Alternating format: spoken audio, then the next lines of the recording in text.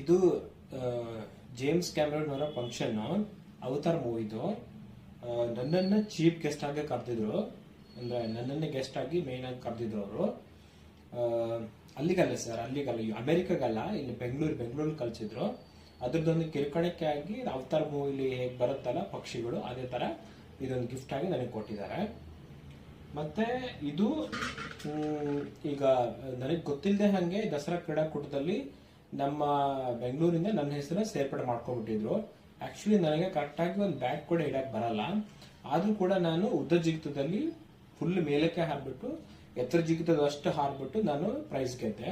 ಇದು ನಾನು actually second ಬಂದಿರೋದು, ಯಾಕಂದ್ರೆ ಫಸ್ಟ್ ಅವನು ಕುಂಟ ಇದ್ದ, ಅವನಿಗೆ ನಾನು ಬಿಟ್ಕೊಟ್ಟೆ ಚಾನ್ಸ್. ಯಾಕಂದ್ರೆ ಅವನು 3 ಮೀಟರ್ ನನ್ನ ಹತ್ರ 7 ಮೀಟರ್ ಹಾರುವಂತ ಕೆಪಾಸಿಟಿ ಇದ್ರೂ ಕೂಡ ನಾನು ಉದ್ದ ಜಿಗಿತನ ಇಷ್ಟು ಎತ್ತರದಲ್ಲೇ ಹಾರ್ಬಿಟ್ಟು ನಾನು ಸೆಕೆಂಡ್ ಬಂದೆ.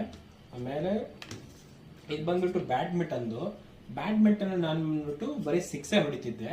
ಅದೇನಾಗ್ತದೆ, ಪ್ರತಿ ಸಲ ಬಾಲ್ ಕಳೆದೋಗ್ತಿತ್ತು. ಸೊ ಅವಾಗ ಏನಾಯ್ತು, ಫುಲ್ ಬ್ಯಾಡ್ಮಿಂಟನ್ ಮ್ಯಾಚ್ಗಳೇ ರದ್ದಾಗ್ಬಿಡ್ತು. ರದ್ದಾದ ತಕ್ಷಣ ಏನ್ ಮಾಡಿದ್ರು ಅಂದ್ರೆ, ಸೊ ನಾವೇ ಫಸ್ಟ್ ಮ್ಯಾಚ್ ಅಲ್ವಾ, ಸೊ ನಮ್ಗೆ ಒಂದು ನೆನಪಿನ ಕಾಣಿಕೆ ಇರಲಿ ಅಂತ ಹೇಳ್ಬಿಟ್ಟು ನಮ್ಗೆ ಇದನ್ನು ಕೊಟ್ಟರು. ಅದೇ ರೀತಿ ನಂತರ ತುಂಬಾ ಅವಾರ್ಡ್ಗಳಿದೆ, ಸೊ ಅದು ನಮ್ಗೆ ಒಂದೊಂದಾಗಿ ತೋರಿಸ್ತೀನಿ.